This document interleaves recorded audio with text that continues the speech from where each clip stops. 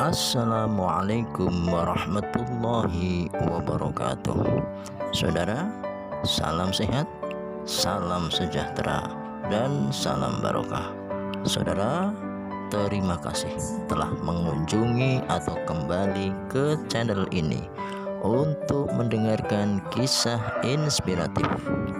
Video kali ini menceritakan tentang seorang gadis asal Indonesia, tepatnya dari Jawa Barat, dilamar oleh seorang pemuda kaya raya dari Arab Saudi. Ternyata dia dijadikan istri kedua. Bagaimana kisah selengkapnya? Kita ikuti video berikut ini sampai selesai. Alright. Okay. Aku nggak pernah nyangka hidupku bisa berubah hanya karena satu telepon. Waktu itu sore, aku baru aja nyuci piring habis makan bersama ibu. HP bututku bunyi terus dari tadi, tapi baru aku angkat setelah nada deringnya hampir mati sendiri. Suara di ujung sana nggak asing. Mbak Lela, teman lamaku yang dulu kerja di Arab Saudi. Nis, kamu masih sendiri kan? Aku ada info lamaran. Serius. Orangnya baik, mapan, kaya, dan Arab. Aku diam. Otakku langsung penuh tanda tanya. Arab? Lamaran? Siapa juga yang mau tiba-tiba nikah sama orang asing yang nggak dikenal? Dia teman majikanku, Nis. Umurnya nggak tua, orangnya juga sopan banget. Keluarganya terpandang. Tapi dia pengen istri yang sederhana, bukan cewek glamour. Aku tahu maksud Mbak Lela baik. Tapi menikah itu nggak semudah beli gorengan di pinggir jalan. Aku cuman anak tukang jahit dari kampung kecil di Jawa. Hidupku sederhana. Sekolah cuma sampai SMA, kerja pun serabutan. Dan sekarang, ada pria asing yang ingin nikahi aku. Ibu duduk di sampingku setelah dengar ceritaku. Beliau nggak langsung jawab. Matanya sayu, penuh harap tapi juga khawatir. Aku ngerti. Aku anak satu-satunya. Ayah udah meninggal waktu aku masih kecil. Kami cuman hidup berdua. Kadang makan nasi dan sambal pun udah bersyukur. Duk, kamu pikir baik-baik. Kalau ini jodoh dari Allah, nggak ada yang bisa halangi. Tapi, kamu harus yakin. Jangan karena uang. Aku mengangguk pelan. Tapi dalam hati, aku bingung. Kalau bukan karena uang, lalu apa lagi yang bisa aku andalkan buat hidup? Hari demi hari berlalu. Kami mulai sering video call dengan Khalid, begitu nama pria itu disebut. Bahasa Indonesianya terbata, tapi dia berusaha. Setiap kali aku bicara, dia tersenyum. Dia sopan, selalu bilang silakan atau maaf, meski kadang konteksnya agak meleset. Tapi dari cara dia memperlakukan ibu, selalu menyapa dengan sebutan Umi, aku bisa lihat niatnya tulus. Hingga akhirnya, setelah 2 minggu komunikasi, Khalid mengirim surat lamaran resmi lewat Mbak Lela. Mas kawinnya cukup besar. Biaya keberangkatan, tempat tinggal, semua ditanggung. Ibu menangis waktu melihat surat itu. Tangis bahagia bercampur lega. Aku sendiri, campur aduk. Ada bahagia, takut, juga ragu. Tapi aku yakin satu hal, ini kesempatan. Kesempatan buat ibu hidup lebih baik. Kesempatan buat aku membalas semua perjuangan beliau selama ini. Hari keberangkatan datang. Aku pamit pada beberapa tetangga, sebagian menatap iri, sebagian tersenyum getir. Aku bisa baca pikiran mereka. Beruntung banget si Nisa, mungkin begitu kata mereka dalam hati. Di dalam pesawat, jantungku deg-degan. Ini pertama kalinya aku naik burung besi raksasa, pertama kalinya ninggalin tanah tempat aku lahir. Waktu pesawat lepas landas, aku pegang tas kecil erat-erat, seolah itu satu-satunya yang bisa bikin aku tenang. Begitu sampai di negara tujuan, aku dijemput langsung oleh Khalid. Dia lebih tinggi dari yang kulihat di video call. Wajahnya tenang, jenggot tipisnya terawat rapi. Saat kami bersalaman, dia menatap mataku dan berkata, "Selamat datang istriku." Rasanya aneh. Aku belum benar-benar mengenalnya, tapi dia sudah memanggilku seperti itu. Aku hanya tersenyum kecil, gugup. Pernikahan kami berlangsung sederhana, tapi indah. Di sebuah rumah mewah milik keluarganya.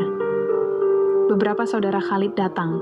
Semuanya ramah meski aku tak mengerti bahasa mereka. Aku memakai gaun putih panjang, sederhana tapi elegan. Wajahku dipoles tipis, cukup membuatku terlihat seperti pengantin dari negeri dongeng. Tapi di balik senyumku, aku menyimpan banyak tanya. Apa aku akan bahagia? Apa aku akan dicintai sungguh-sungguh? Dan apa semua ini nyata? Setelah acara selesai, kami pulang ke rumah yang akan kutinggali bersama Khalid. Rumah 2 lantai dengan halaman luas dan interior yang bikin aku kagum. Tapi entah kenapa, rasa sepi menyelinap pelan-pelan. Mungkin karena aku terlalu asing dengan semua yang kulihat. Malam itu, aku duduk di atas ranjang sambil menatap cermin. Wajahku terlihat asing. Bukan karena riasan, tapi karena sorot mataku yang berubah. Aku bukan lagi Nisa yang tinggal di gang sempit dengan suara ayam tiap pagi. Aku sekarang istri dari pria Arab kaya raya. Tapi, benarkah aku siap? Khalid masuk ke kamar dengan senyum. Ia duduk di sampingku, lalu berkata, "Pelan, kamu capek, ya?" Aku mengangguk. Tapi bukan hanya lelah fisik, hatiku juga lelah menebak-nebak. Namun malam itu, aku memilih diam. Masih banyak waktu, pikirku. Aku akan pelan-pelan mengenalnya. Pelan-pelan, belajar mencintai dan dicintai. Aku tidak tahu bahwa malam berikutnya, semua dugaanku akan runtuh. Bahwa ternyata, cinta yang aku harapkan menyimpan rahasia paling pahit. Aku bangun pagi dengan tubuh lelah, tapi mata tetap sulit terpejam semalaman. Mungkin karena tempat baru, atau karena pikiranku masih belum berhenti memutar semua kejadian kemarin. Aku sekarang resmi jadi istri orang. Bahkan rasanya semua terlalu cepat. Tapi aku mencoba untuk tetap waras. Khalid belum ada di kamar. Ranjang di sampingku kosong, rapi seperti belum disentuh sama sekali. Aku bangkit pelan, berjalan ke jendela besar yang langsung menghadap halaman luas berisi pohon-pohon yang aku bahkan gak tahu namanya. Udara di luar kering, tapi hangat. Sehangat harapanku yang semalam masih utuh. Tak lama kemudian pintu kamar diketuk. Seorang perempuan berhijab rapi masuk sambil membawa nampan berisi teh dan roti. "Selamat pagi, madam," katanya dengan logat asing. Aku cuma tersenyum. Aku belum terbiasa dipanggil seperti itu. Rasanya aneh. Tapi aku nggak mau terlihat bingung. Perempuan itu memperkenalkan diri. Namanya Mariam, pembantu rumah tangga yang sudah lama bekerja untuk keluarga Khalid. Ia sopan dan murah senyum. Dari dialah aku tahu bahwa Khalid sudah pergi dari pagi untuk mengurus beberapa pekerjaan. Aku duduk di meja, makan sendirian. Di depanku makanan yang cukup untuk 3 orang. Semuanya terlihat mewah dan asing. Aku mencoba roti isi daging, tapi rasanya hambar. Lidahku masih kangen nasi dan sambal terasi buatan ibu. Aku menyendok sup hangat pelan-pelan, mencoba menikmati, tapi tetap saja pikiranku kemana-mana. Siang harinya, Khalid pulang. Ia langsung menemuiku, menanyakan apakah aku sudah makan, sudah istirahat, apakah ada yang membuatku tidak nyaman.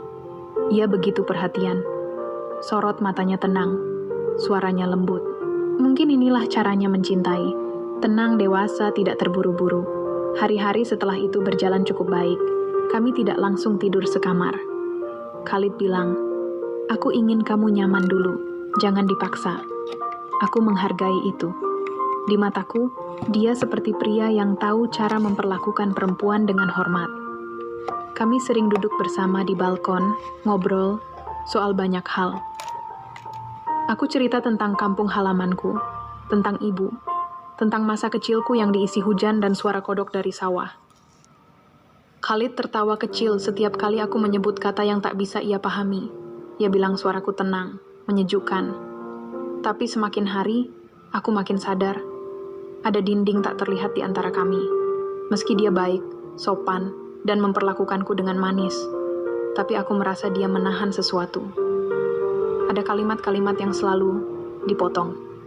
Ada sorot mata yang berubah ketika aku menyinggung soal masa depan kami.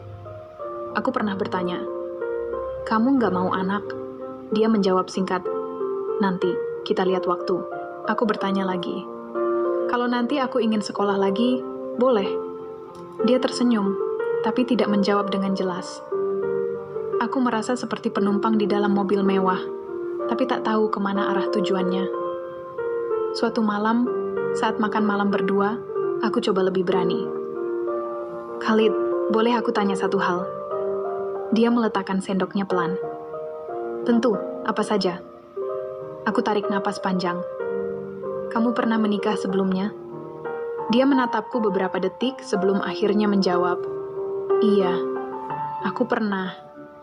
Aku diam. Aku tunggu dia melanjutkan. Tapi dia malah berdiri dan berkata pelan, "Aku lelah. Kita lanjutkan besok."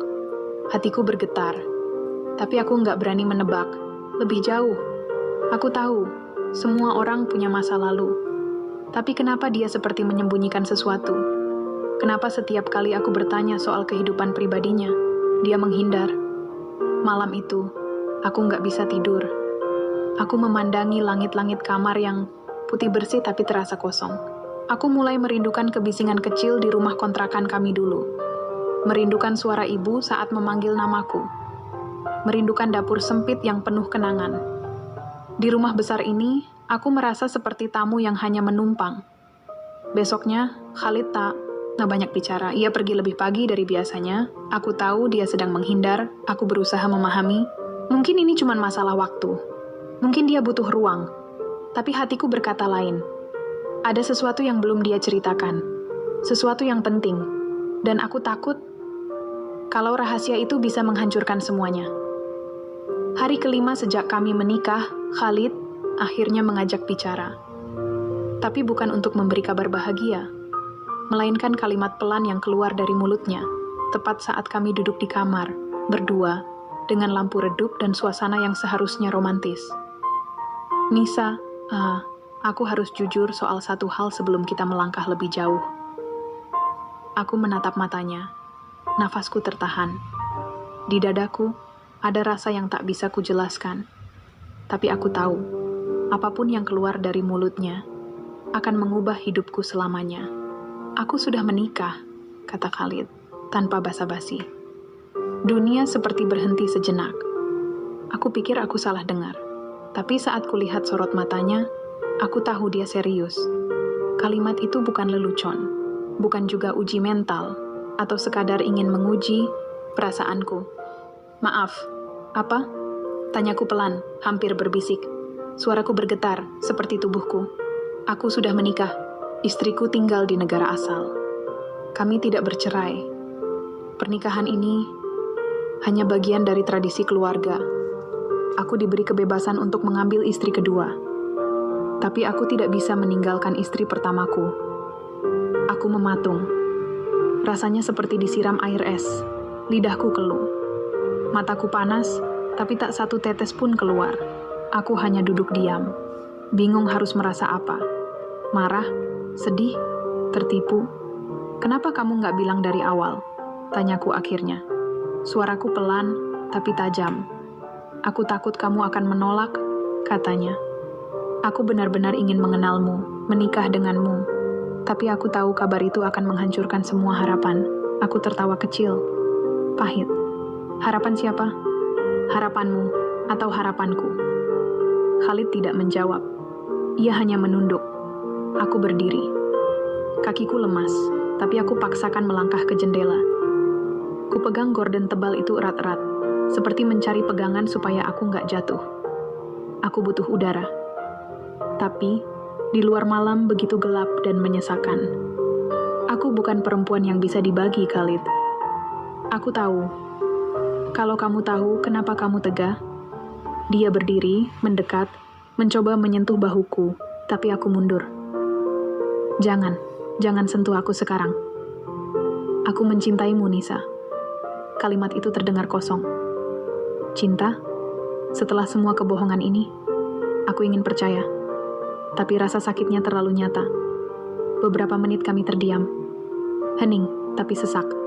ruangan besar ini tiba-tiba seperti menyempit. Semua kemewahan di sekitarku berubah jadi tidak berarti. Apa gunanya semua ini kalau kenyataannya aku cuma istri cadangan? Aku tahu aku salah, kata Khalid. Tapi aku tetap ingin mempertahankanmu. Sebagai apa? Istri kedua yang tidak pernah tahu kapan giliran dicintai? Yang cuma dapat sisa waktu dan perhatianmu? Tidak seperti itu. Aku ingin kamu tetap jadi bagian dari hidupku. Aku menggeleng. Air mataku akhirnya jatuh. 1, 2, lalu deras. Aku tidak kuat lagi menahan. Aku bukan boneka, Khalid.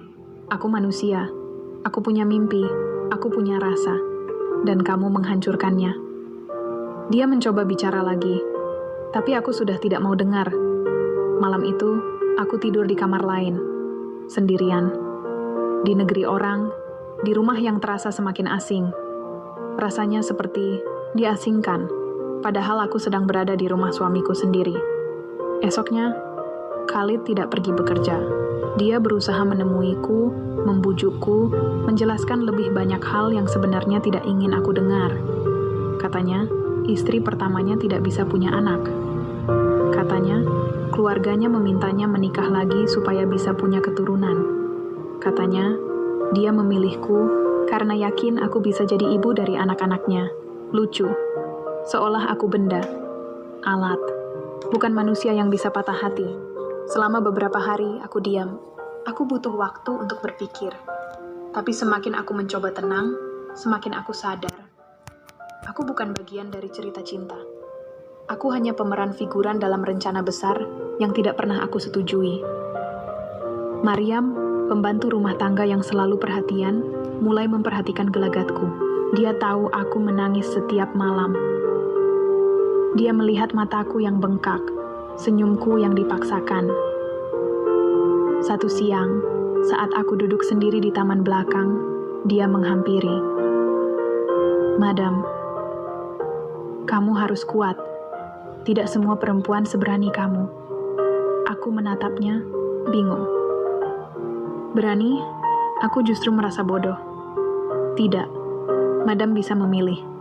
Banyak perempuan di sini tidak bisa. Aku menarik napas panjang.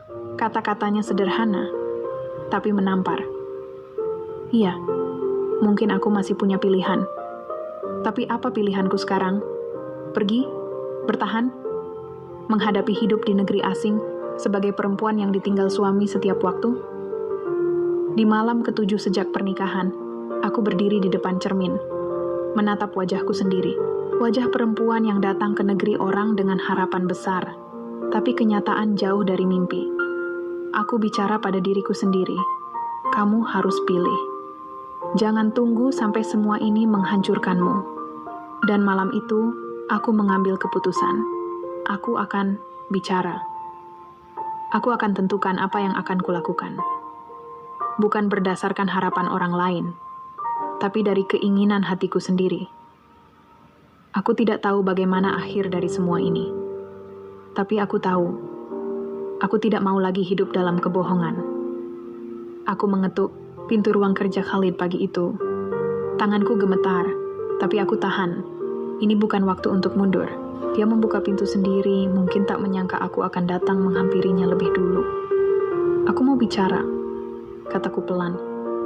Dia mengangguk. Wajahnya terlihat lelah, tapi aku tak peduli. Aku juga lelah, tapi aku tak bisa terus hidup dengan kepala tertunduk. Kami duduk berhadapan. Tidak ada makanan. Tidak ada teh hangat. Hanya ada dua orang yang sudah sama-sama kehilangan arah. Mencoba menyambung sisa percakapan yang belum selesai. Aku sudah pikirkan semuanya, kataku, menatap langsung ke matanya. Dan aku tidak mau jadi istri kedua yang tak pernah tahu di mana letaknya. Nisa. Khalid mencoba menyela, tapi aku angkat tangan, menyuruhnya diam. Dengarkan dulu. Aku datang ke sini bukan untuk memohon. Aku datang sebagai perempuan yang kecewa.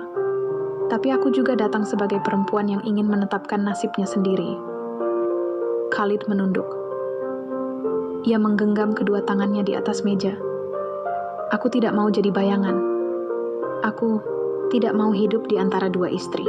Kalau kamu memang mencintaiku, Kamu harus berani bersikap. Aku tidak bisa menceraikan istri pertamaku. Kami sudah melalui banyak hal bersama. Dia wanita baik. Aku tak bisa menyakitinya. Aku mengangguk. Jawaban itu sebenarnya sudah kuduga. Tapi, mendengarnya langsung tetap terasa menyakitkan. Kalau begitu, biarkan aku pergi, kataku tegas. Aku tidak mau hidup seperti ini. Aku tidak tahan. Wajah Khalid menegang. Meninggalkan pernikahan ini akan membuatmu kehilangan banyak hal, Nisa. Nama baik, perlindungan, dan... Aku tidak peduli soal nama baik. Aku cuma ingin bahagia. Kata-kataku membuatnya terdiam. Mungkin dia tidak menyangka aku akan berkata seperti itu. Mungkin dia pikir aku akan menangis, merengek, memohon. Tapi aku tidak mau seperti itu. Bukan sekarang. Bukan setelah aku tahu siapa dia sebenarnya. Hari itu aku kembali ke kamar dengan napas lega, walau dada masih sesak. Setidaknya aku sudah berkata jujur.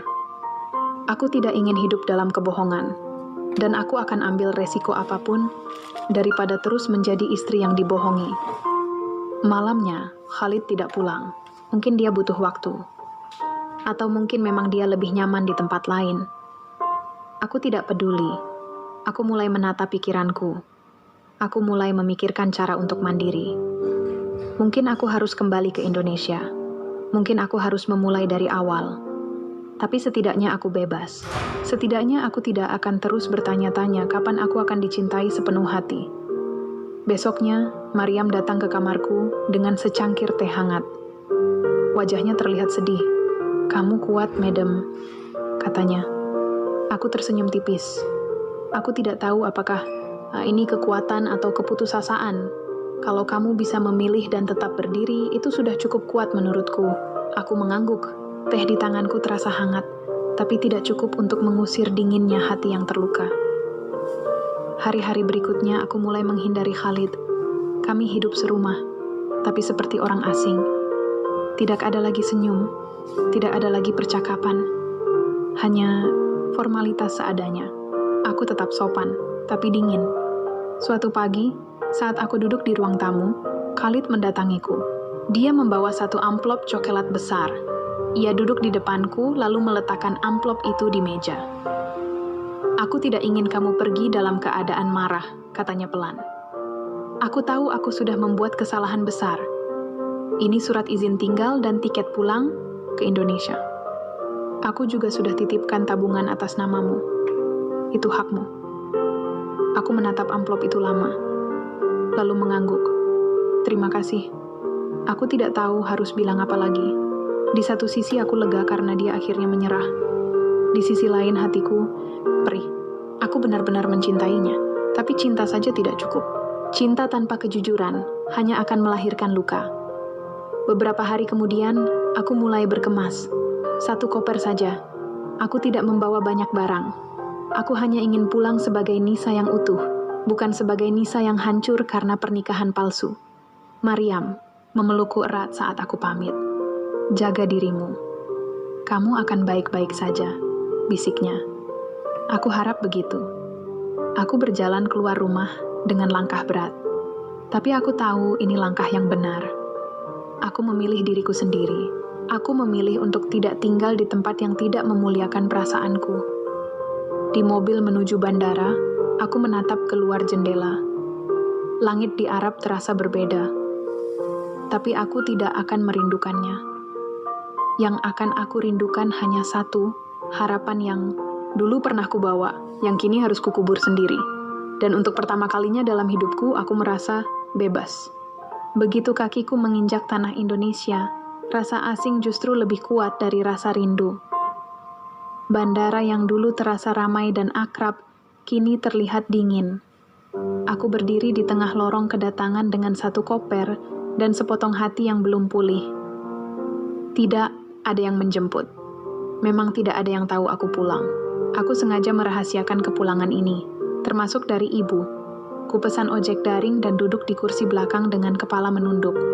Sepanjang perjalanan, pikiranku kosong, jalanan macet, cuaca panas. Tapi itu semua tidak terlalu menggangguku. Yang mengganggu justru rasa hampa yang menggantung sejak aku meninggalkan rumah Khalid. Sesampainya di depan rumah, aku berdiri sebentar. Rumah tua bercat hijau itu tampak persis seperti terakhir kali aku tinggalkan. Masih ada pot-pot bunga di teras, walau sebagian kering. Aku menarik napas panjang lalu mengetuk pintu perlahan. Ibu yang membukakan pintu. Dia kaget, matanya membesar. "Nisa?" Aku mengangguk. Tanpa berkata apa-apa, ibu langsung memelukku. Erat sekali, tubuhnya lebih kurus, wajahnya lebih tua dari yang kuingat. "Kenapa kamu pulang mendadak? Kamu baik-baik saja, kan?" Aku mengangguk lagi. Kali ini sambil berusaha tersenyum. "Aku cuma mau pulang, Bu. Itu saja." Ibu tidak bertanya banyak. Dia tahu kapan harus diam. Dia hanya membawaku masuk, menyiapkan teh manis, dan duduk di sebelahku, tanpa kata. Beberapa hari pertama, aku hanya tidur dan membantu ibu membersihkan rumah. Aku tidak ingin bicara soal apapun. Ibu juga tidak memaksa. Tapi aku tahu, cepat atau lambat, aku harus menjelaskan. Sore itu, kami duduk di teras. Matahari hampir tenggelam. Aku mengaduk tehku pelan. "Bu," aku akhirnya membuka suara. "Aku gagal." Ibu menoleh. Aku pulang karena ternyata dia sudah punya istri dari awal. Dan aku cuma jadi istri kedua yang dibohongi. Ibu terdiam, tak ada reaksi berlebihan. Hanya raut wajah yang perlahan berubah sendu. "Kenapa kamu nggak cerita dari awal?" Tanyanya pelan. Aku malu, aku takut, dan aku juga nggak tahu harus mulai dari mana. Aku mulai menangis. Untuk pertama kalinya sejak pulang, tangisku pecah. Bukan karena marah, bukan juga karena Khalid, tapi karena aku merasa bodoh. Terlalu cepat percaya, terlalu cepat berharap ibu meraih tanganku. "Kamu memang gagal dalam pernikahan, tapi kamu nggak gagal jadi manusia. Kamu pulang, kamu berani. Itu lebih dari cukup." Kata-kata ibu seperti pelukan hangat yang selama ini aku butuhkan. Malam itu aku tidur lebih tenang. Setidaknya, sekarang, aku tidak sendiri. Keesokan harinya aku mulai berpikir tentang masa depanku. Aku tidak mau selamanya tinggal di rumah dan mengurung diri. Aku ingin mandiri. Aku ingin bangkit. Aku menghubungi temanku dulu semasa kuliah, Dina. Dia sekarang bekerja di sebuah butik kecil di kota. Aku cerita sedikit soal keadaanku. Dan tanpa banyak tanya, dia langsung memintaku datang ke tempat kerjanya. "Butik ini butuh admin, Nisa. Cuma kerja ringan, input data, dan bantu-bantu pemesanan online. Kamu mau?" Aku langsung mengangguk. Hari pertamaku kerja tidak mudah.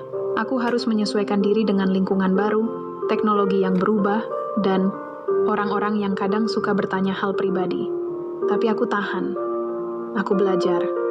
Aku bekerja dengan jujur. Sedikit demi sedikit, hidupku mulai terisi kembali. Uang memang belum banyak, tapi aku merasa lebih hidup dari sebelumnya. Aku punya rutinitas, punya arah, dan yang paling penting, punya kontrol atas diriku sendiri. Satu sore, saat aku duduk sendirian di taman kecil dekat butik, aku membuka ponselku. Ada satu pesan dari nomor tak dikenal. "Nisa, aku harap kamu baik-baik saja di sana. Aku masih sering memikirkanmu. Maaf kalau aku pernah menyakitimu." Itu dari Khalid.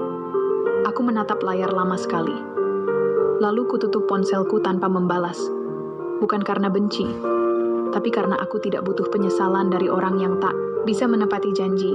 Aku sudah memilih jalan sendiri. Dan aku akan tetap melangkah, bahkan tanpa dia. Aku kira, pulang ke Indonesia artinya hidupku kembali tenang.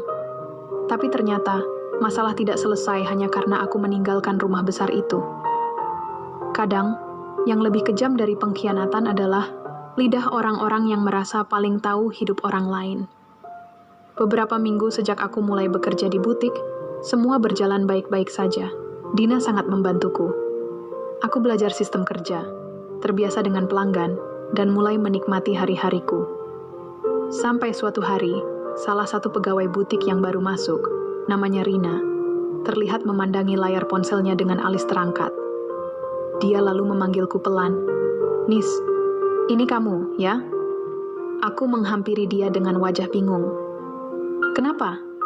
dia menunjukkan layar ponselnya. Sebuah akun gosip luar negeri memuat berita berjudul dalam bahasa Inggris, tapi aku mengerti artinya.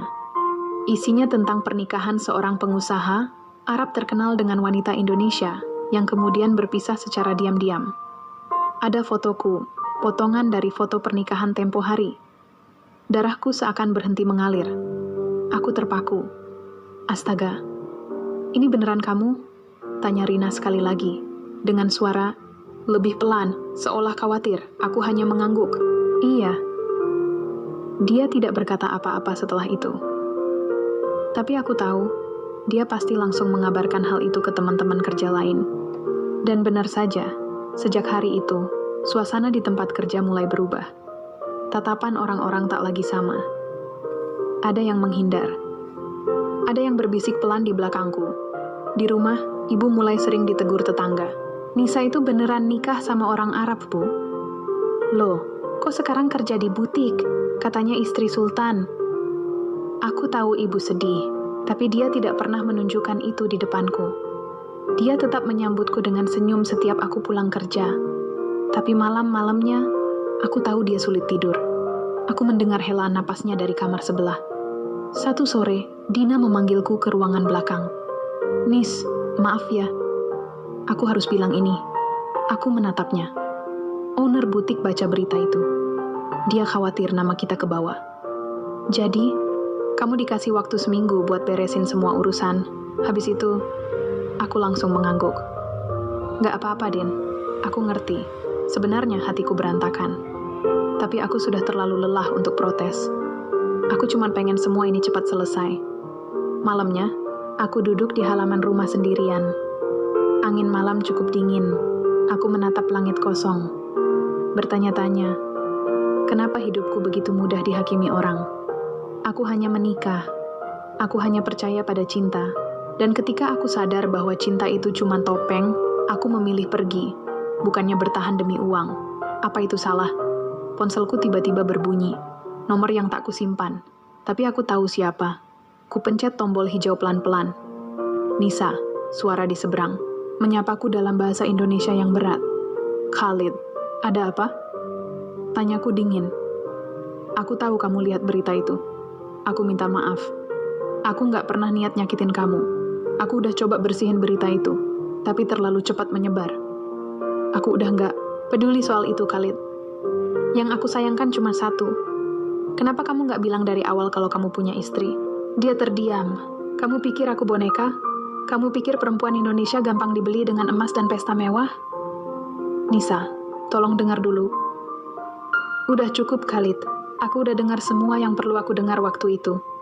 Aku menutup telepon sebelum emosiku meledak. Besoknya, aku pergi ke warnet untuk mencari lowongan kerja. Apa saja, asal halal. Aku menemukan beberapa posisi sebagai admin lepas. Aku kirim CV ke beberapa perusahaan sambil terus menguatkan diri. 1 minggu berlalu, dan aku resmi keluar dari butik.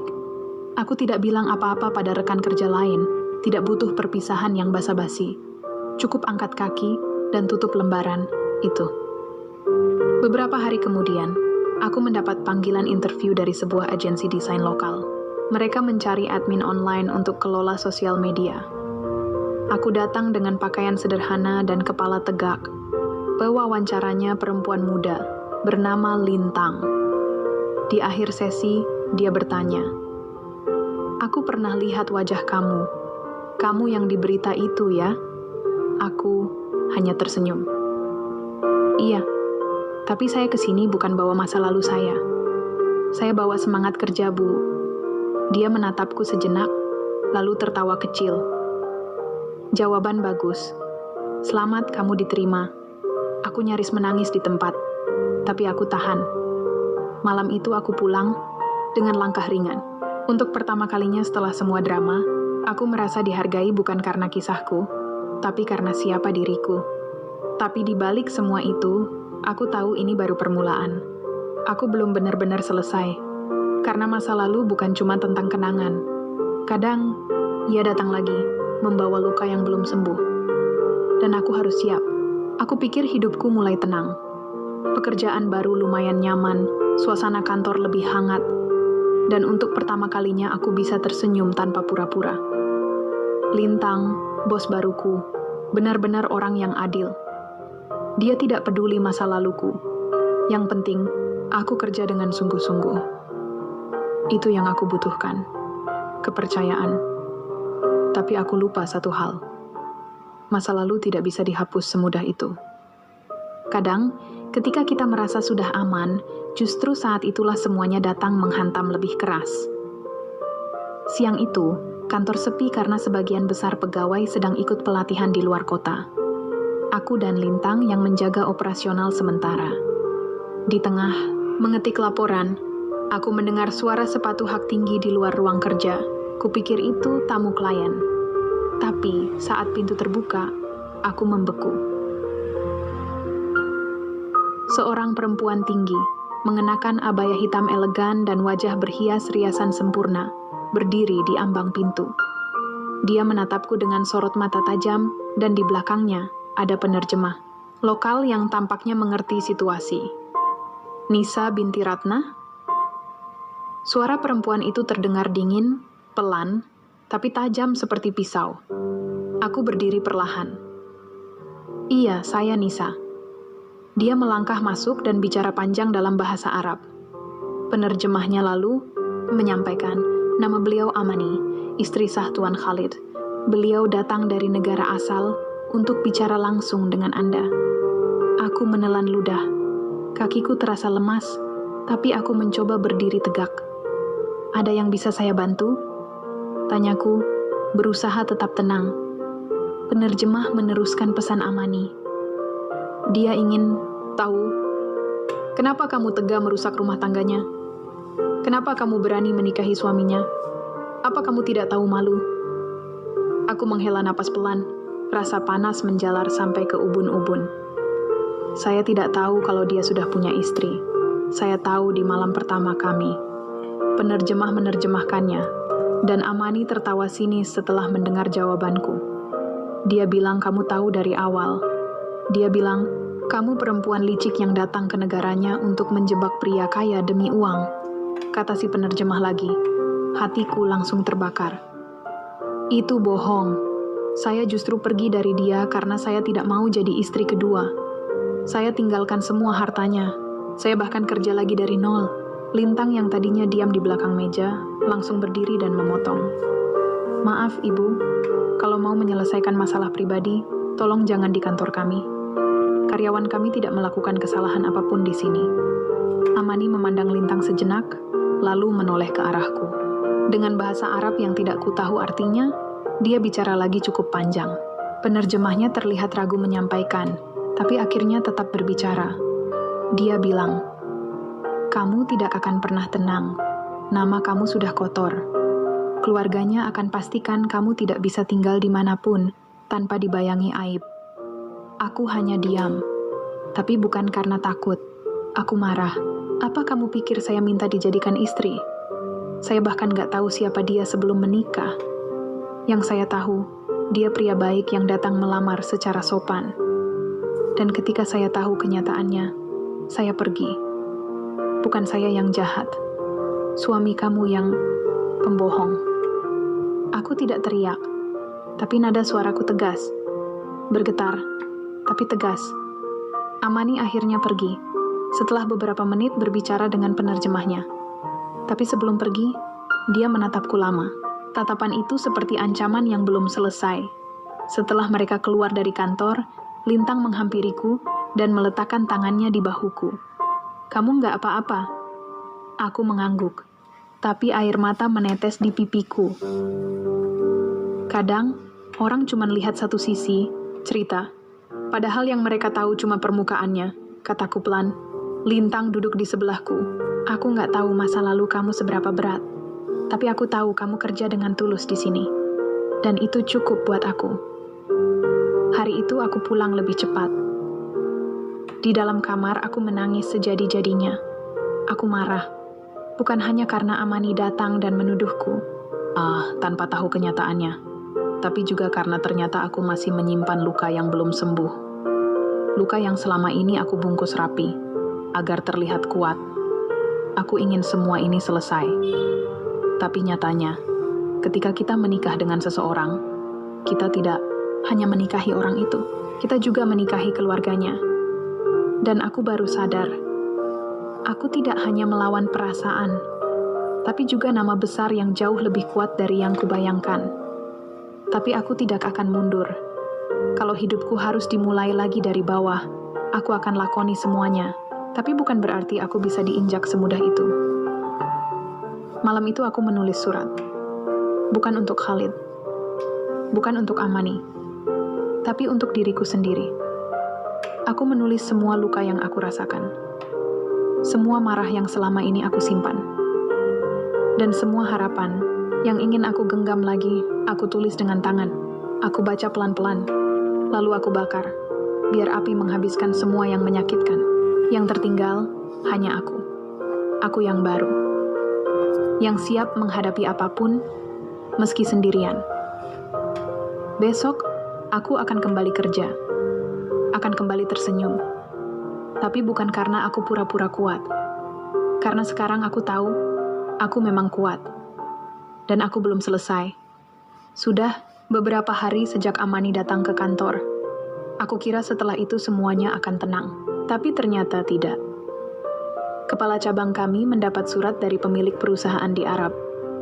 Katanya, ada tamu penting dari keluarga besar pengusaha yang ingin berkunjung langsung ke kantor cabang. Tamu itu ingin bicara dengan salah satu karyawan secara pribadi. Saat kutanya siapa, manajer hanya menjawab singkat, "Kamu, Nisa." Jantungku langsung berdegup lebih cepat. Rasanya seperti ditarik kembali ke lubang yang selama ini susah payah kutinggalkan. Dan benar saja. Saat hari itu datang, aku melihat mobil hitam mewah berhenti di depan kantor. Dari dalamnya turun Khalid, dengan setelan rapi dan wajah yang masih sama seperti terakhir aku lihat. Tenang, dingin. Tapi kini ada sesuatu di matanya. Seperti lelah. Seperti menyesal. Dia masuk tanpa banyak bicara. Aku yang tadinya ingin kabur, dipanggil langsung oleh kepala kantor.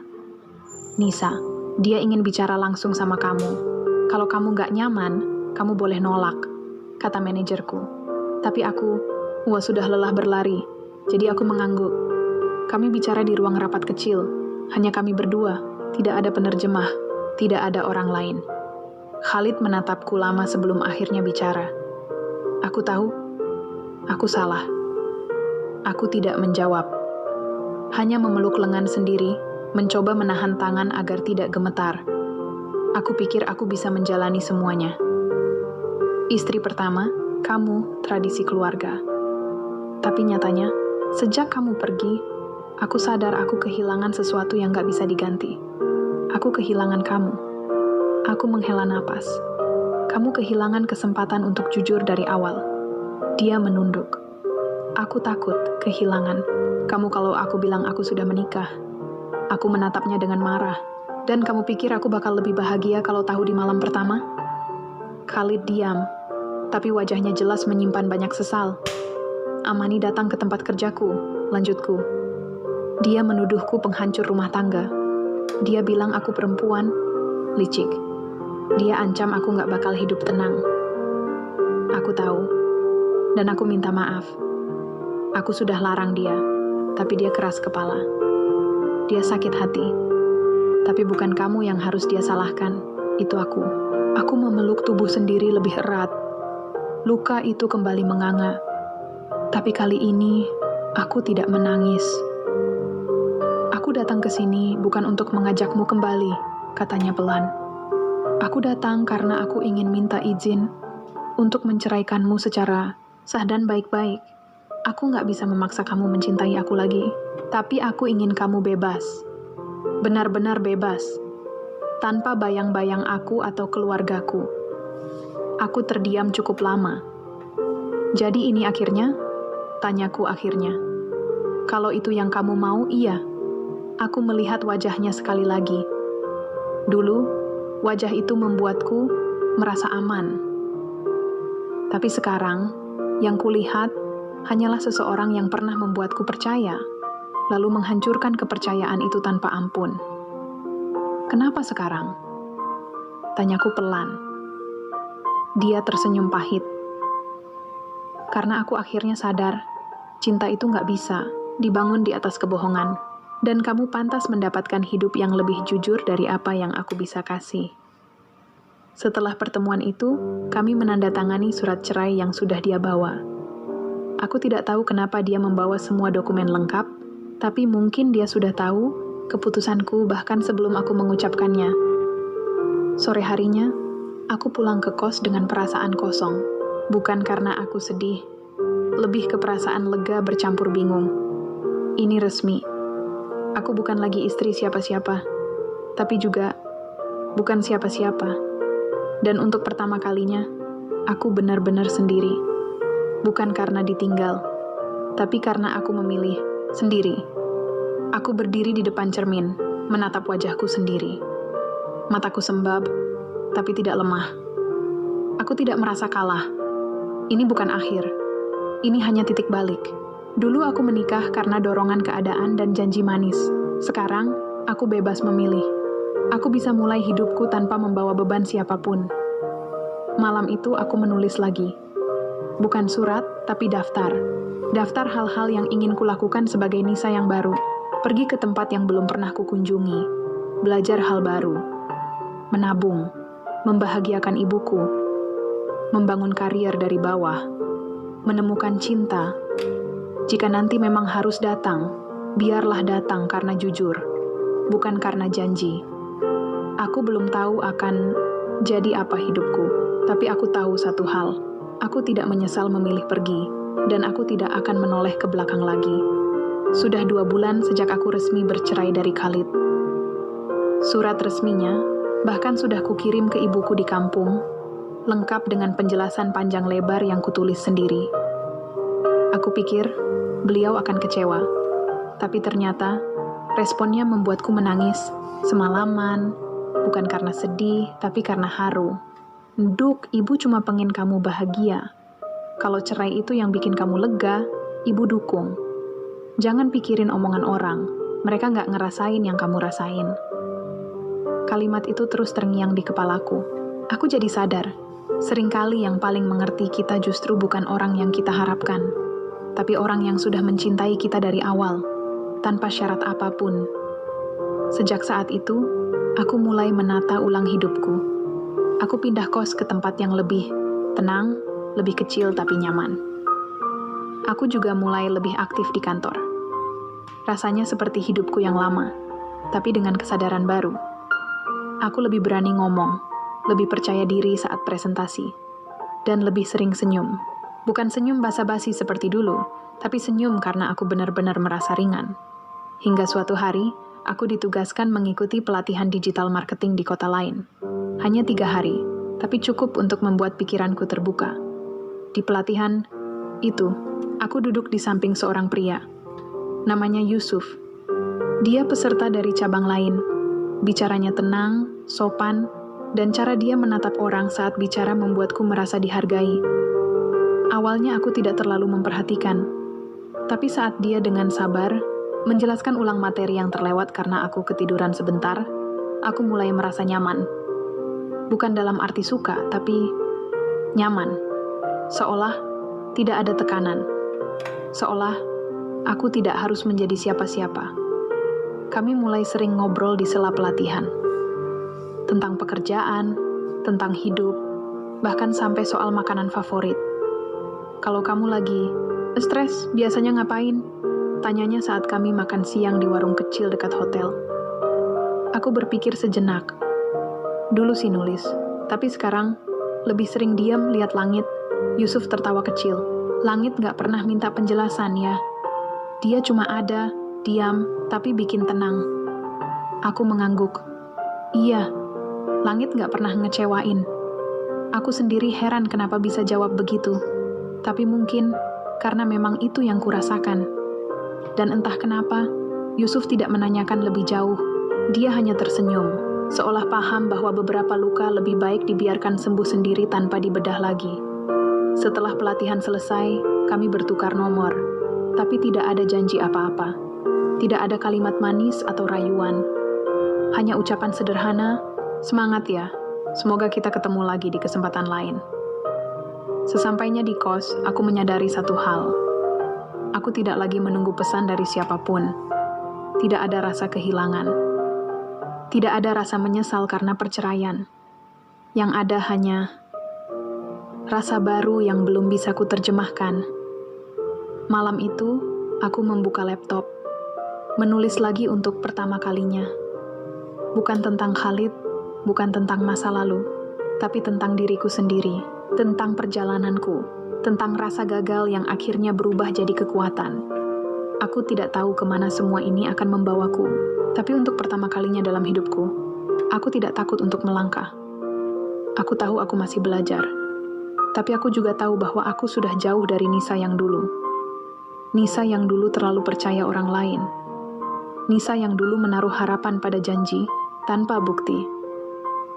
Sekarang, aku menaruh harapan hanya pada diriku sendiri. Dan mungkin, suatu hari, kalau Tuhan mengizinkan, aku bisa membuka hatiku lagi. Tapi kali ini bukan karena status atau kekayaan. Bukan karena takut sepi, tapi karena aku siap memberi, tanpa berharap diselamatkan. Kalau nanti Yusuf datang lagi dalam hidupku, aku akan menerimanya bukan sebagai pelarian, tapi sebagai teman berjalan, yang bisa sama-sama belajar menyembuhkan, tanpa saling menyakiti. Tapi, untuk sekarang, aku masih ingin sendiri. Bukan karena trauma, tapi karena aku mencintai prosesku. Dan aku tahu, tidak ada cinta yang lebih besar daripada mencintai diri sendiri setelah begitu lama merasa tidak pantas. Hari itu aku duduk di balkon, kosanku, menatap langit senja yang berwarna oranye lembut. Angin malam yang sejuk menyentuh wajahku perlahan, seolah menghapus sisa-sisa lelah dan gelisah yang mengendap di dalam dada. Sudah hampir setahun sejak aku meninggalkan Khalid dan segala drama yang menyertainya. Setahun penuh perjalanan menemukan kembali diriku sendiri, melewati masa-masa gelap dan bangkit perlahan dengan luka yang mulai sembuh. Aku tak menyangka bisa sampai di titik ini, di mana aku bisa duduk tenang tanpa bayang-bayang masa lalu yang mengganggu pikiran. Di mana aku merasa cukup kuat untuk berkata, aku baik-baik saja. Setelah semua yang terjadi, aku menyadari betapa pentingnya memiliki pegangan yang nyata. Bukan sekadar janji manis atau harapan kosong, tapi kepercayaan pada diri sendiri. Aku mulai membuka usaha kecil-kecilan di bidang yang kusukai, digital marketing dan konsultasi media sosial. Awalnya cuma modal nekat, tapi sekarang sudah mulai ada hasilnya. Tentu saja, aku masih sering mendapat tatapan sinis dari beberapa orang. Ada yang bilang aku cepat menyerah, ada yang meremehkan karena aku bercerai dengan pria kaya. Tapi aku memilih untuk tidak peduli, karena aku tahu nilai diriku tidak ditentukan oleh siapa yang menikahiku, melainkan oleh bagaimana aku menjalani hidupku. Tentang Yusuf, aku sudah lama tidak bertemu, tapi kami tetap berkomunikasi sesekali lewat pesan singkat. Tidak ada janji atau harapan yang dibuat-buat. Hanya persahabatan yang tumbuh secara natural, tanpa tekanan. Aku merasa bersyukur bertemu dengannya. Dia mengingatkanku bahwa ada banyak orang baik di dunia ini, dan bahwa aku layak mendapat perlakuan yang tulus. Kadang aku masih bertanya-tanya, apakah aku akan menemukan cinta lagi? Mungkin iya, mungkin tidak. Tapi aku sudah siap jika itu datang. Karena aku sudah belajar satu hal penting. Mencintai diri sendiri adalah langkah pertama sebelum mencintai orang lain. Malam itu, aku menulis lagi. Bukan surat atau daftar, tapi cerita. Cerita tentang perempuan bernama Nisa yang pernah tersakiti, tapi akhirnya menemukan jalan pulang ke dirinya sendiri. Cerita tentang keberanian untuk memulai kembali dan memilih bahagia tanpa syarat. Aku menutup laptop, menatap bintang-bintang yang mulai bermunculan. Mereka tampak kecil dan jauh, tapi cahayanya tetap kuat.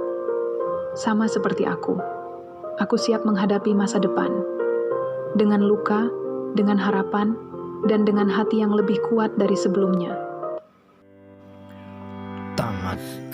Saudara, terima kasih telah menyaksikan video sampai akhir. Mudah-mudahan bermanfaat. Dan sampai jumpa di video berikutnya. Akhir kata, Apabila ada kekurangan dan kesalahannya, mohon maaf yang sebesar-besarnya. Wassalamualaikum warahmatullahi wabarakatuh.